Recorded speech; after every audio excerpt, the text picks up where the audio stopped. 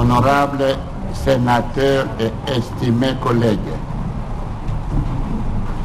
nous poursuivons nos travaux relatifs aux délibérations sur les différentes pétitions adressées aux membres du bureau du Sénat en vue de leur déchéance, conformément à l'article 28, alinéa 5 du règlement intérieur.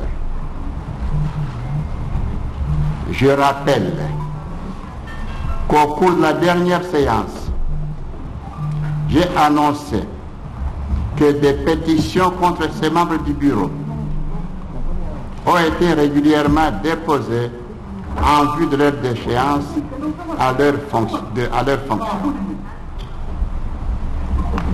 En rapport avec les délibérations sur ces pétitions par les membres de l'Assemblée plénière, j'ai demandé à chaque membre du bureau de venir à la plénière de séjour pour présenter ses moyens de défense. À cet effet, je vous informe que certains m'ont adressé des correspondances allant dans le sens de leur démission. Je demande au rapporteur de donner lecture de ces correspondances.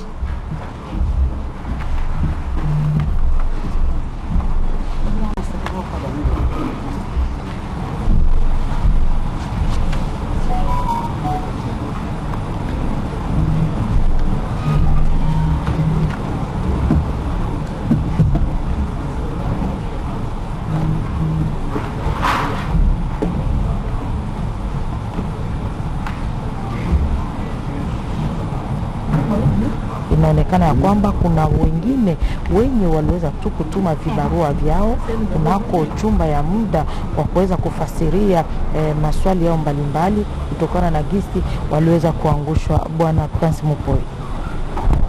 Toski yomunye Astrid Okongo kuchumwa balonda chisancha jitunga tutusangi jibo mutu bwa chimwendo bukalenga mwabuji bena bali ni pesa basangi la ku bulomboji Boa Léon Mamboleo, Ujumika la Moulombo de Chimpi wa Bembala. Merci, honorable président, pour la parole.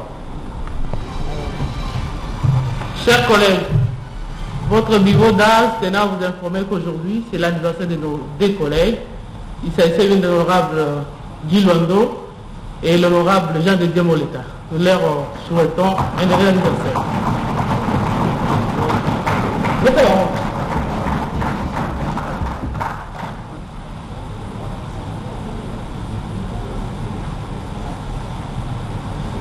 Nos deux chers collègues peuvent avancer pour réceptionner leur cadeau de la part du bureau d'âge.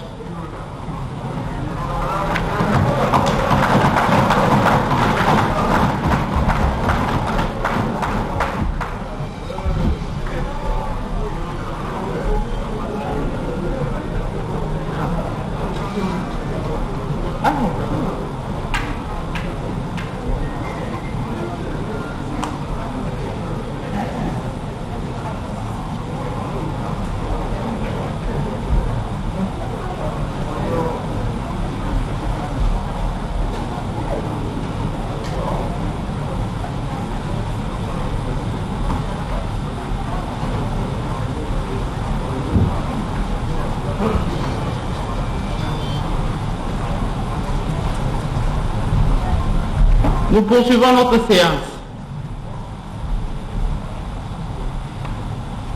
Nous lisons les courriers venant de la part de notre questeur adjoint. À l'honorable président du BAJ, concernant ma démission du bureau. Honorable président, suivant les dispositions de l'article 28 du règlement intérieur du Sénat, j'ai l'honneur de vous saisir pour ces dons repris en concerne. Espérant avoir été à la hauteur de mes attributions, je profite de l'occasion pour vous remercier les membres du bureau pour la bonne collaboration et les sénateurs qui avaient porté leur choix sur ma modeste personne lors des élections de notre bureau.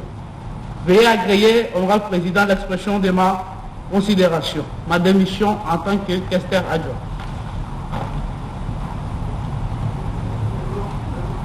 Honorable Léon Zaziroli,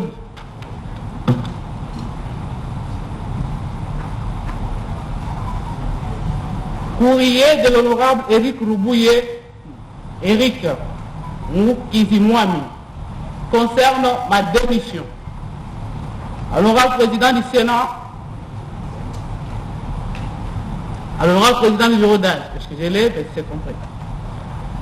Étant présentement hors du pays pour raison médicale, telle l'atteste mon autorisation de sortie, donc copie en annexe, je vous adresse la présente pour vous soumettre ma démission conformément à l'article 28-1 de notre règlement intérieur.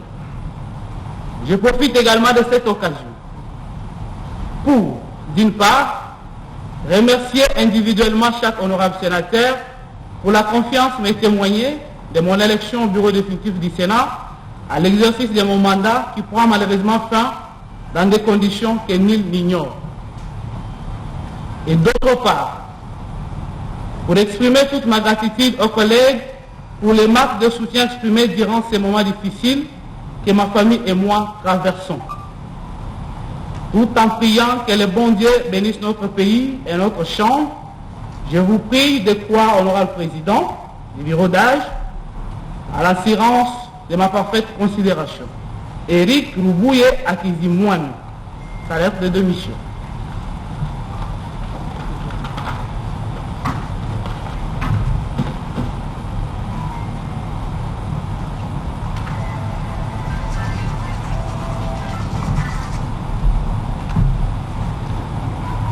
À l'honorable président du bureau d'âge du Sénat, concerne ma démission aux fonctions de rapporteur adjoint du bureau du Sénat. Honorable président, j'ai l'avantage de vous saisir par la présence pour ce dont l'objet est repris en concerne. Conformément au prescrit de l'article 28 alinéa 1er tiré 1 du règlement intérieur de notre Sénat, et c'est pour des convenances personnelles. Je remercie à travers vous l'ensemble des sénateurs qui m'ont fait confiance pour siéger au bureau de notre Chambre, particulièrement ma famille politique, pour son choix à ma personne, et je crois avoir travaillé à la grande satisfaction des directives de notre règlement intérieur. Veuillez agréer, l'honorable président, l'expression de ma considération distinguée. Kamika Toussona, Marie-Josée. À l'honorable président du bureau d'âge du Sénat, concerne ma démission du poste de rapporteur du Sénat. Honorable président, j'ai suivi avec intérêt particulier les incidents survenus au sein du Sénat au cours de cette semaine. Incidents cristallisés d'une part autour de l'ouverture et de la clôture de la session extraordinaire convoquée pour le 2 février 2021 et d'autre part autour de la reprise et de la poursuite d'une session analogue depuis le 4 février 2021. Plutôt qu'en rire ou d'en pleurer, il me paraît plus opportun de faire comme autre fait. Mon grand-père, en pareille circonstance, sous-peser la gravité de la situation et prendre au sérieux ces tiraillements. Dans ce contexte particulier, j'estimais qu'il convenait de contribuer à la résolution du problème plutôt qu'à sa complication, et qui est de ce fait, il fallait réduire la fracture plutôt que de remuer le couteau dans le plaid.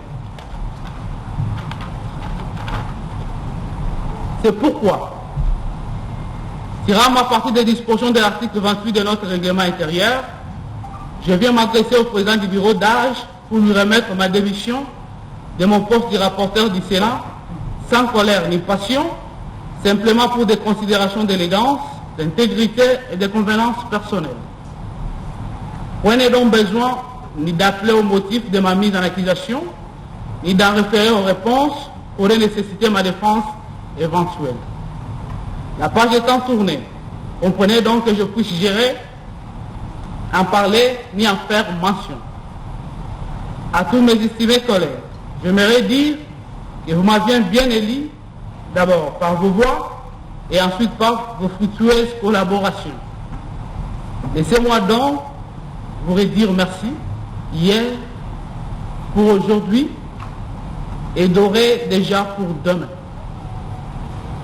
j'aimerais partir comme j'étais venu, avec vos bénédictions, car je sais que vos mains ne sont pas faites pour blesser ou frapper, ni vos langues pour maudire. Et si vous n'aurez plus besoin de moi, par ces temps de tribulation, il n'est pas dit que je n'aurai jamais besoin de vous au retour de belles saisons. Aussi, ne me reste-t-il pas présent, honorable président, car vous priez de croire à l'assurance de ma parfaite considération. Professeur Kaumba Lufunda.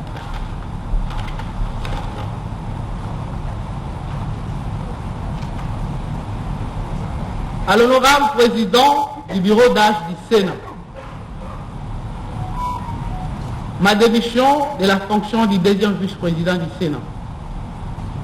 Honorable président du bureau d'âge, le 27 juillet 2019, ils avaient plu aux honorables collègues sénateurs de m'accorder le privilège de faire partie du bureau de la Chambre haute de notre pays en qualité de deuxième vice-président du Sénat. C'est dont je les remercierai à jamais assez.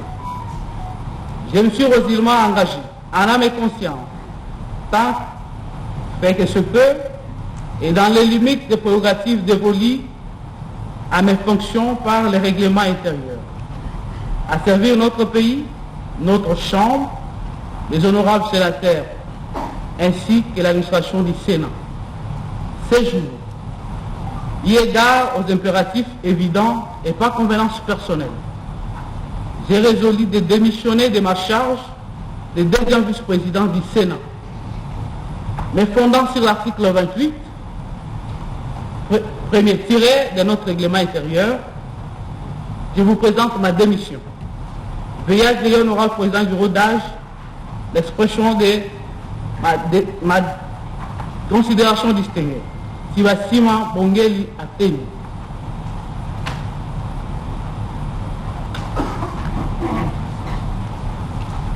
Transmission d'éléments de réponse à la pétition du 2 février 2021 adressée contre le président du Sénat.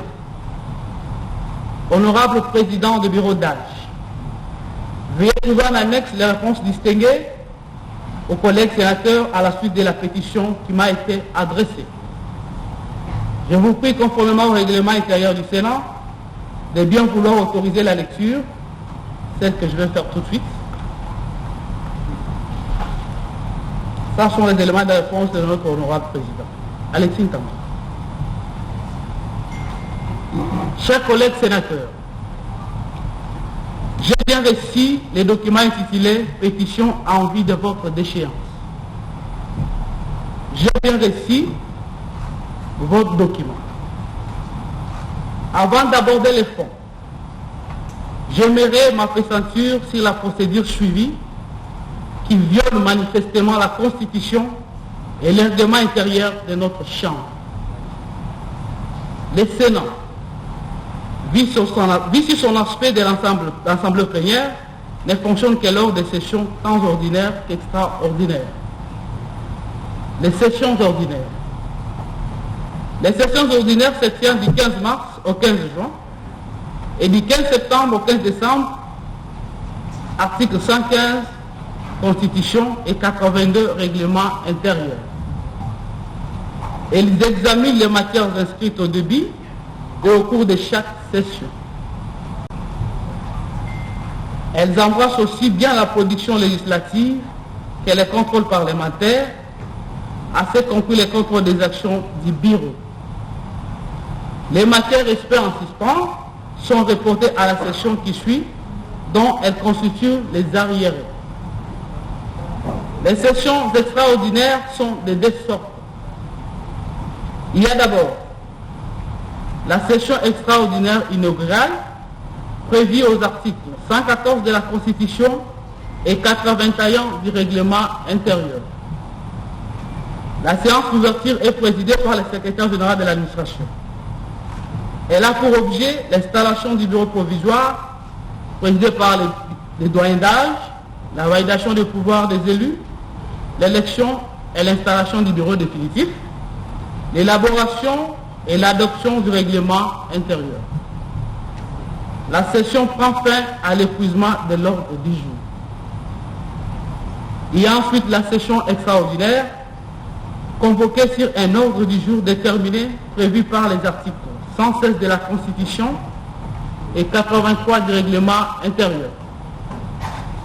Elle examine les matières pour lesquelles la session a été convoquée.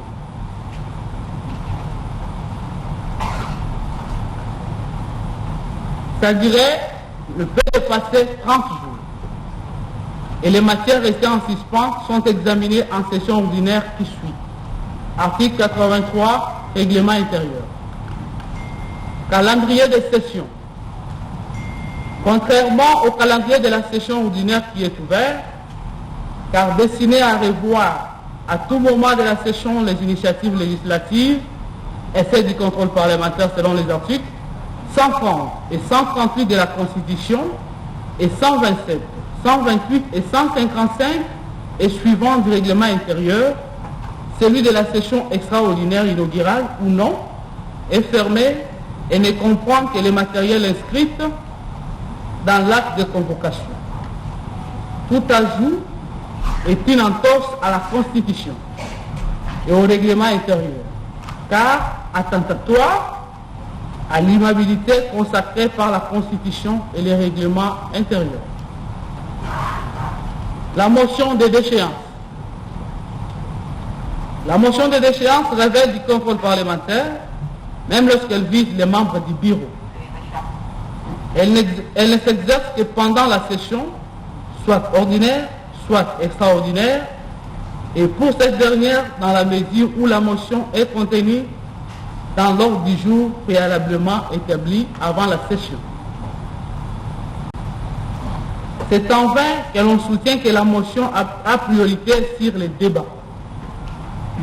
Cela revient à confondre la motion en tant qu'incident de procédure et la motion en tant que mécanisme de mise en cause de la responsabilité. Seule la motion incident de procédure a priorité sur les fonds. La motion mécanisme de mise en cause de la responsabilité relève du contrôle parlementaire comme explique ci-dessus. Son exercice en dehors des cadres par une plénière présidée par le secrétaire général de l'administration ainsi que celle du règlement intérieur.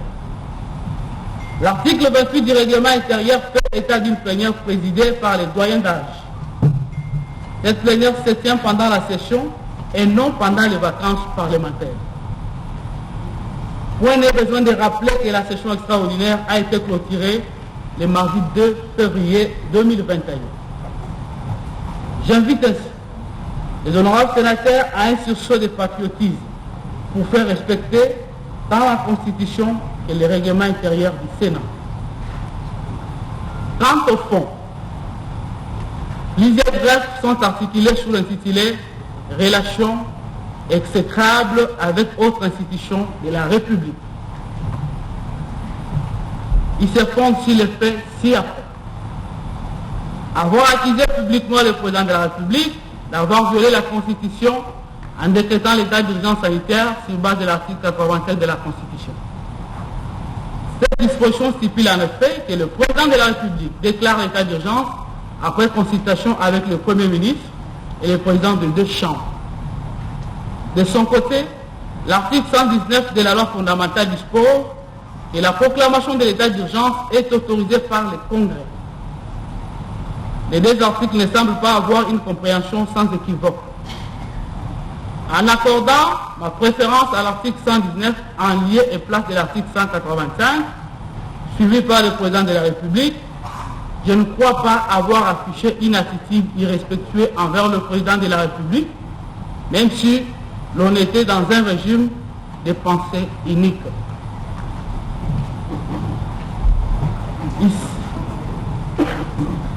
Il s'agit d'une divergence scientifique découlant de l'interprétation des textes.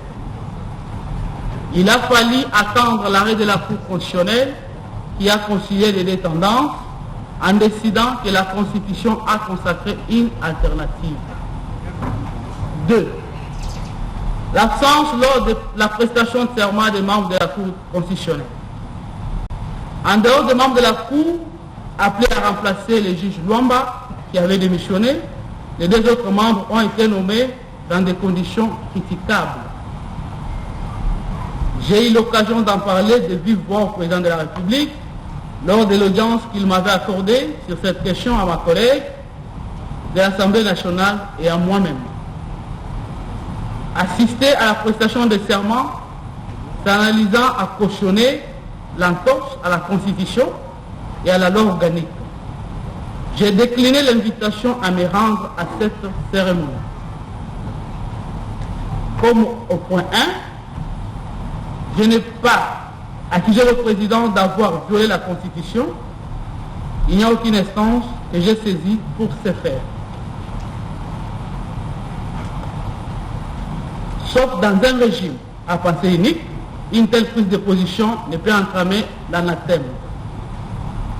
Le président du Sénat représente l'institution vis-à-vis des tiers. Il n'a pas besoin de consulter la conférence de président ou la plénière pour ce faire. Aucun test ne les contraint pour le faire. Par ailleurs, en déclinant l'invitation, je n'ai invité aucun sénateur à se joindre à moi. 3. Le refus de proclamer et de poursuivre l'état d'urgence. Cette accusation ne repose sur aucun fait vérifiable. Je n'ai posé aucun acte pour m'opposer à la proclamation de l'état d'urgence qui, du reste, était proclamé avant ma prise de position sur le respect de l'article 119 de la Constitution. Il en est de même de la poursuite de l'état d'urgence, car ceux qui le savent diraient que l'avant-proposition de la loi portant prorogation de l'état d'urgence a été élaborée par mes services avant de la communiquer pour l'information à l'Assemblée nationale qui en a fait une proposition de loi. Tous les membres du bureau peuvent l'affirmer. 4. Absence de rapport de gestion à chaque session parlementaire. Certes, des sessions se sont écoulées sans que les bureaux rendent compte de la gestion. À l'heure actuelle, une commission est à pied d'œuvre pour auditer les différentes périodes. Elle couvre ainsi la lacune constatée. 5. La commission de contrôle de la gestion a été mise en place par la plénière en se conformant à la lettre du règlement intérieur. Je ne vois pas en quoi consiste la violation du règlement intérieur. 6. Les problèmes de la passation et de l'exécution des marchés de l'inspection de la salle de conférence internationale avaient été posés lors d'une session. Une commission avait été mise en place pour auditer la passation et l'exécution du marché. Les conclusions de la commission avaient été avalisées par la plénière. Il faille revenir à ce point. 7.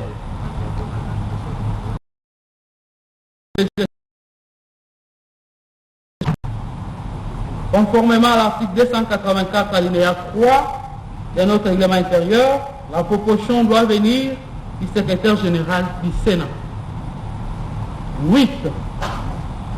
La non-restitution à l'Assemblée plénière des activités et de la gestion du bureau pendant l'intercession. Concernant ce point, je vous renvoie au point 4 ci-dessus. 9. La révocation du chef de cabinet du premier vice-président, le professeur Gondankoy, avait, dans un discours public, soutenu un point de vue contraire à celui du Sénat, Assemblée plénière, sur l'inviolabilité du siège du Sénat et de l'Assemblée nationale. Le siège avait coûté la mort d'un député national. L'Assemblée nationale et le Sénat avaient vivement condamné l'action de la police. Il vous souviendrez que lors d'une plénière, il avait été recommandé au bureau de s'occuper de ces dossiers dans la mesure où l'intéressé n'est pas sénateur. Ce qui fut fait. Ayant refusé de suivre les conditions lui imposées par le bureau, ce dernier a décidé de sa révocation. Il s'est agi d'un problème d'éthique. Le Sénat individu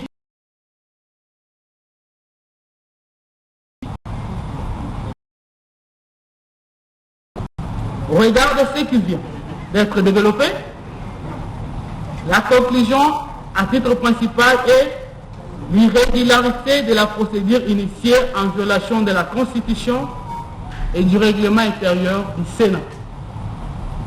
Quant au fond, je ne vois aucun grief qui peut être retenu à ma charge.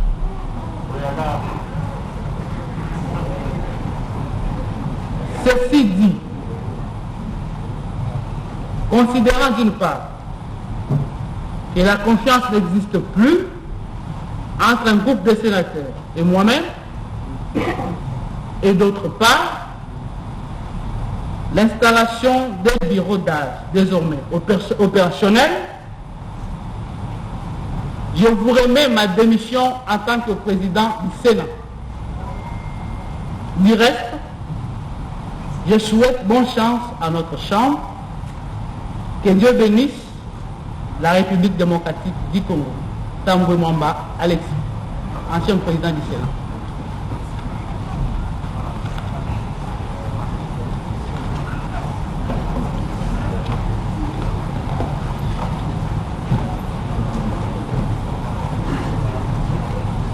Honorables sénateurs et estimés collègues, vous venez de suivre la lecture des correspondances relatives aux démissions des membres du Sénat. Pour ceux qui ont démissionné de leurs fonctions, nous n'allons pas voter. L'Assemblée plénière doit prendre acte de leur démission. Y a-t-il des objections contre cette soutenance?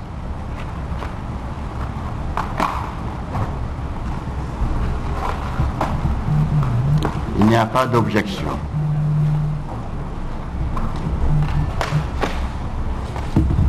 Nous sommes tous d'accord.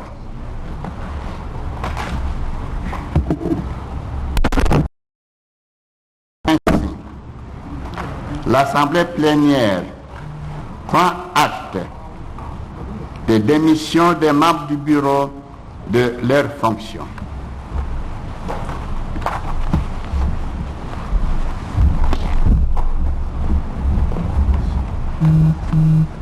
Honorables sénateurs et chers collègues, il reste le cas du premier vice-président. J'invite l'initiateur de la pétition lui adressée à venir devant le podium pour présenter sa pétition. Motion.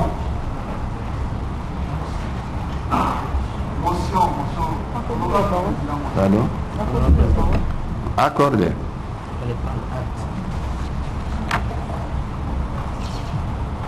Honorable président du bureau d'âge, honorable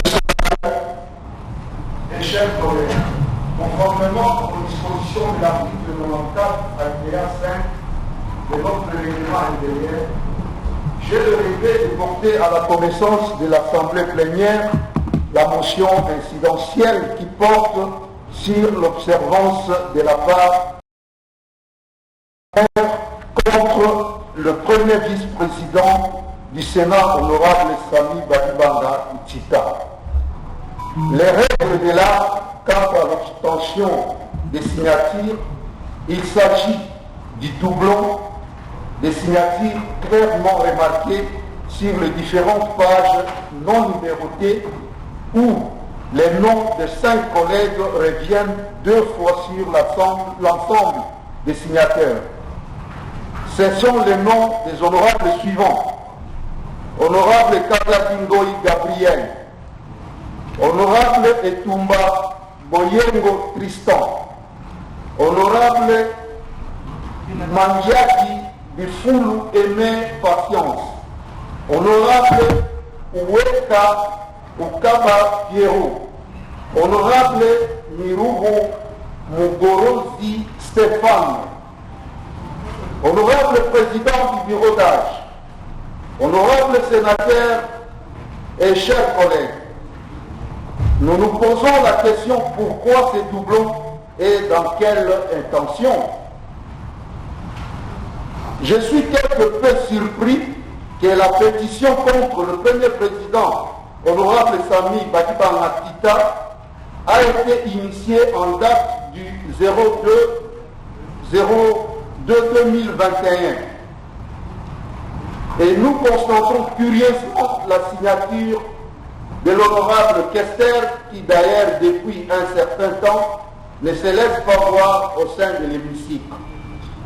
Honorable président du bureau d'âge, honorable sénateur et chers collègues, compte tenu du caractère éminemment national de cette séance et dans le strict respect de l'intégrité républicaine qui a toujours caractérisé la Chambre haute, je vous convie d'en tirer des conséquences juridico-politiques. Je vous remercie.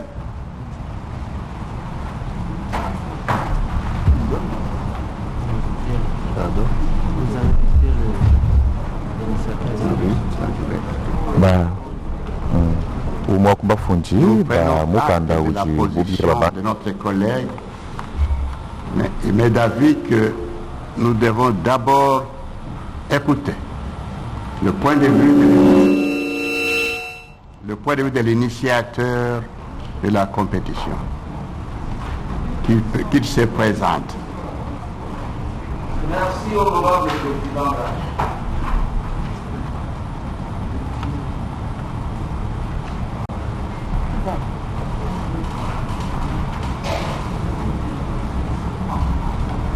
Où est la pétition?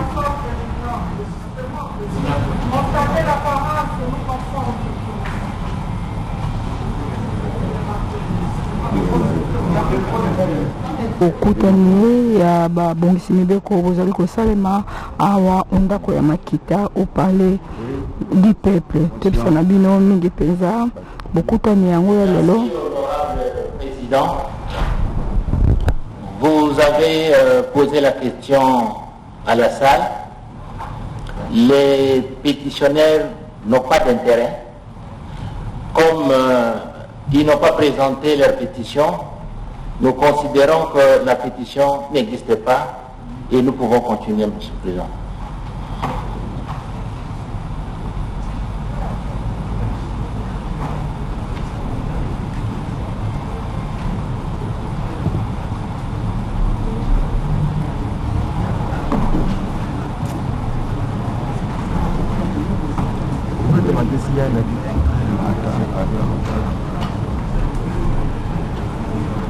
Pouvez-nous considérer que les membres de la pétition ne sont pas là? Personne ne se présente. Oui. Collègue Bikeng. Merci beaucoup, honorable président.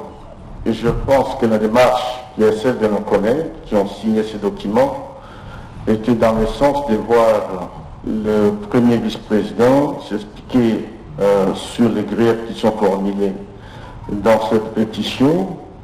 Nos collègues, ce qui est vrai, ils avaient intérêt à venir aujourd'hui à cette plénière.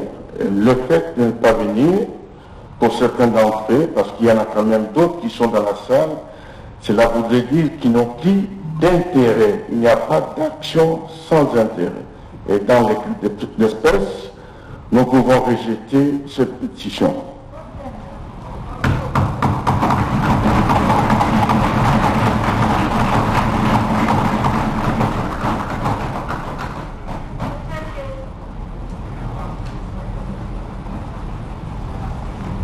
Je prends acte de cette position, puis savoir s'il y en a qui ont une position contraire.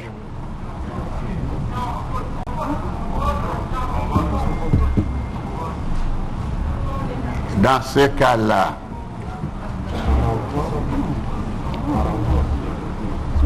nous pouvons soit renvoyer l'affaire, soit voté.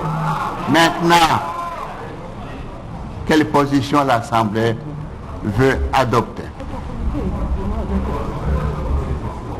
Renvoyer l'affaire pour une autre date?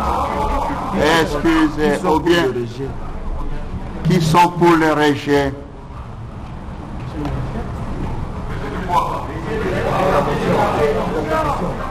Le rejet de la pétition.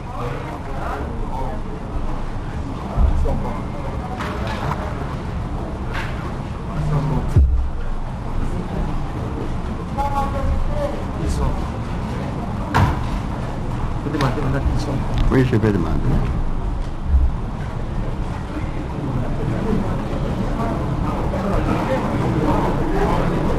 Ils sont contre le rejet. Non, d'accord. Qui sont contre le rejet? La motion de rejet. Oui.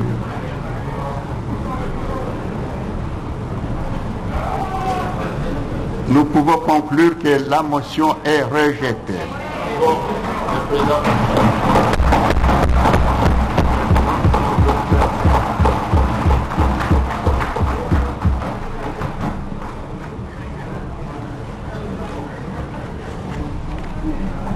Honorables sénateurs et chers collègues,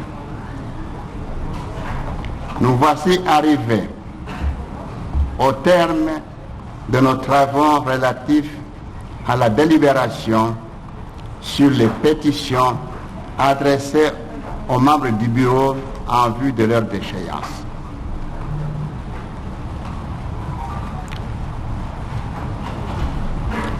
Nous avons un rescapé en la personne du premier vice-président à qui nous présentons nos félicitations.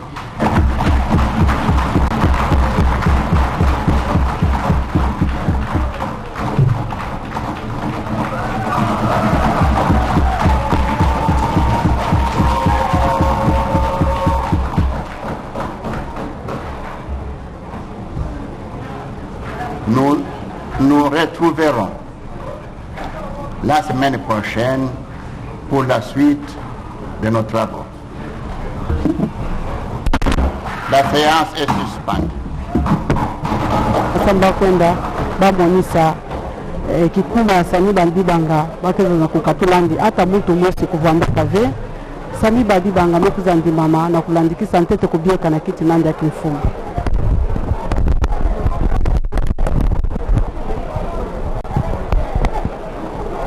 Spectateurs de la radio-télévision nationale congolaise, vous venez donc de suivre en direct la plénière qui a été très courte parce que tous les membres du bureau du Sénat, en tout cas pour la plupart, tous, excepté le premier vice-président, Sami Badibanga Ntita, lui, il sauve sa peau parce que les pétitionnaires qui avaient déposé la motion contre lui ont jugé bon de s'absenter et la plénière a voté en rejetant cette pétition. Il est donc le seul membre du bureau qui reste à son poste de premier vice-président du Sénat. Les 6 autres membres du bureau, vous avez suivi la lecture des correspondances qu'ils ont adressées au bureau d'âge, exprimant ainsi leur démission des postes respectifs qu'ils occupaient.